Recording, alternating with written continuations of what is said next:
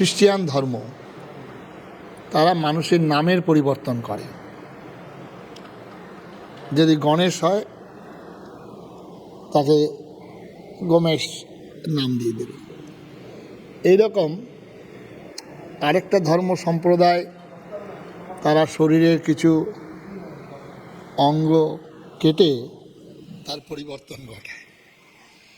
আমাদের সনাতন হিন্দু ধর্ম হৃদয়ের পরিবর্তন করে।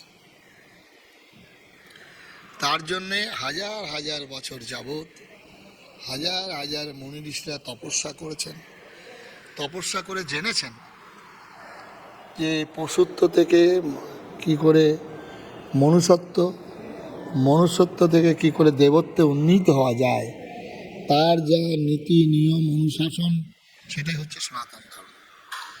সুতরাং যারা এটা বলেন তারা এসব কিছুই জানে না, ধর্ম কি সেটাও জানে না। বাংলা হান্টের আরো খবর দেখতে নজর রাখুন।